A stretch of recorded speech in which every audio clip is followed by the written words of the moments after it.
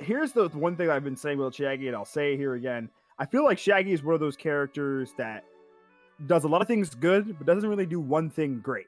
I think that's the best way to explain Shaggy. I don't know. I mean, that damage is pretty insane. I'm just throwing that out there. It's a lot of the times it's like you have to land those combos, and I feel like, and it's like, why play Shaggy when you can play Bugs, right? You know what I mean? And I feel like a character like Shaggy has to do a lot of steps to get that damage, and when a character like Bugs can press 1 or 2 buttons and get that. You know what I mean?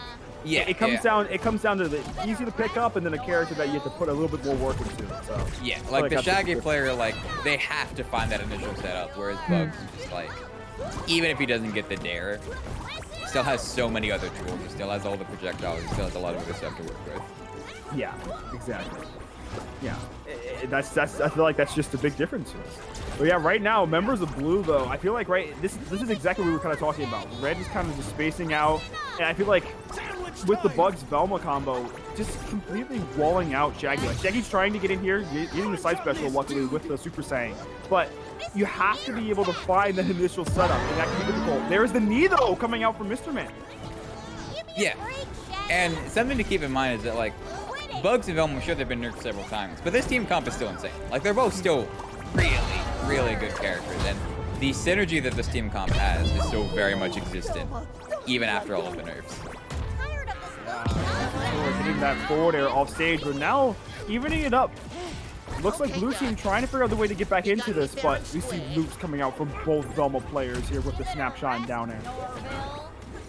And yeah, it's still very much a thing. Doesn't apply weaken anymore, so you don't quite get the same amount of damage you did before.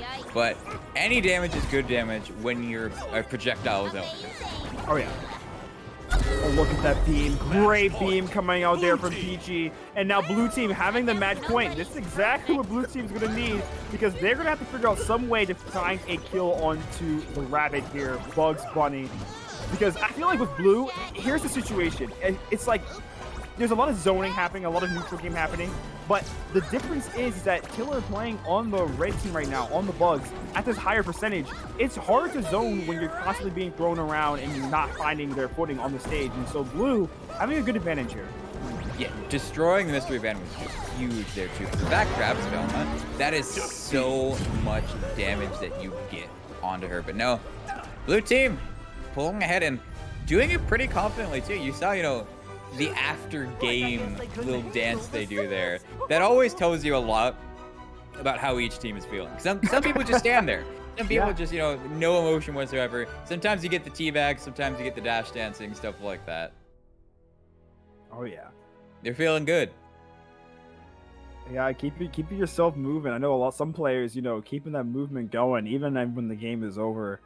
Getting those last little bit of inputs in, keeping the fingers fresh, man.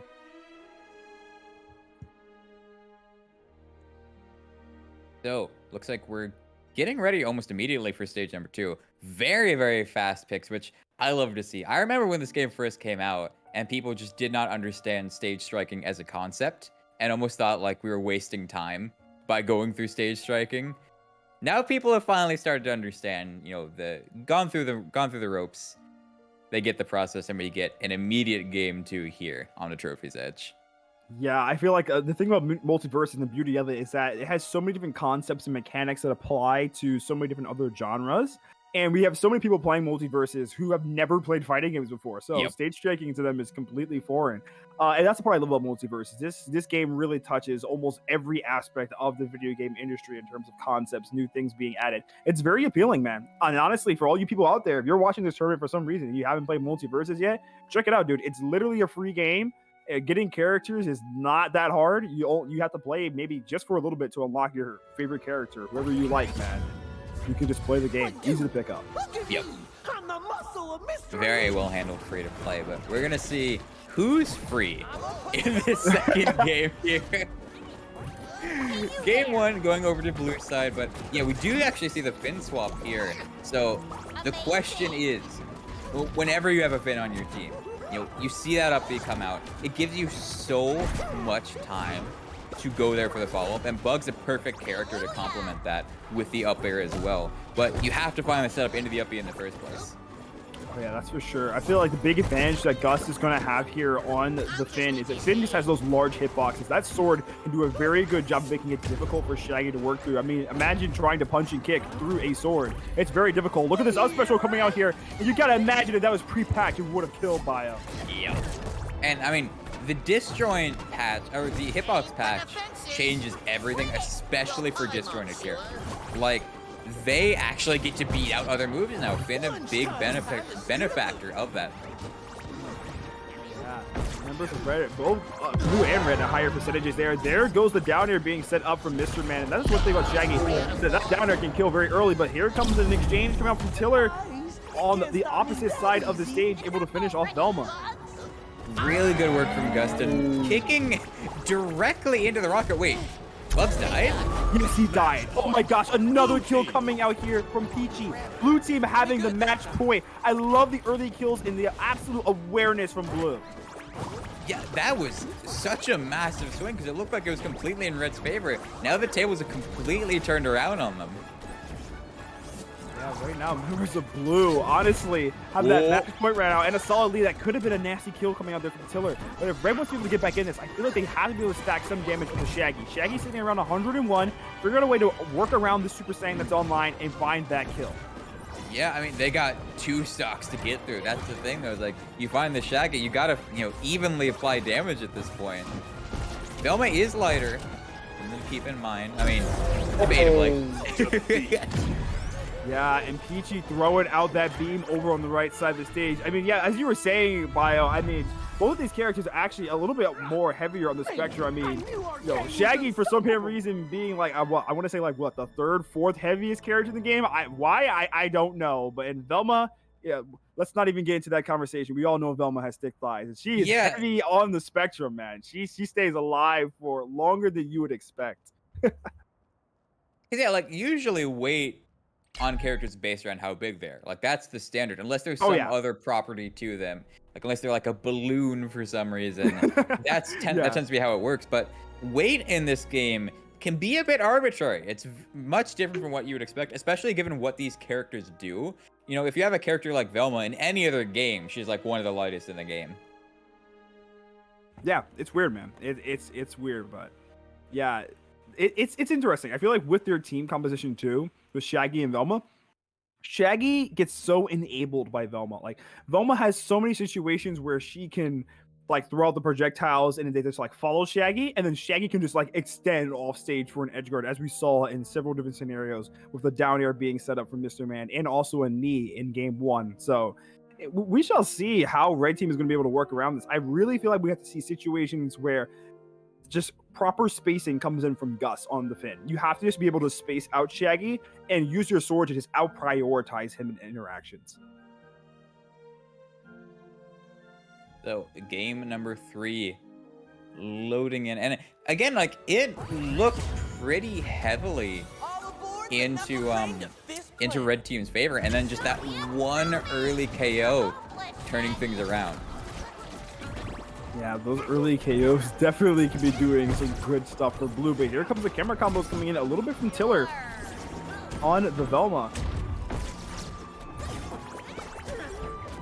It's just like, I'm trying to think of what to do differently here. I'm trying to think of the main things I can follow up on. Because, like, we saw Finn try so hard to get those up special setups and just no capitalization from their teammate. That's what you really need when you play with the Finn. Is it's such a telegraph thing. You have all the time in the world to react to it, but it's so easy to get caught up in 1v1s in this game. It's so easy to be like, all right, yeah, I'm gonna keep you off the stage, and then I'm gonna keep you in disadvantage the entire time. But it's a team-based game. It's 2v2, and if you're not ready for your teammate, like, if you're not ready to follow up on your teammate, you're just gonna lag behind. Yeah, I definitely agree with you on that. It's interesting. It's like right now with Red, they're trying to figure out their way to be able to get their kills. I feel like the big struggle is that we can't really find any of those big bursting kill moves that Finn has landing or Gus.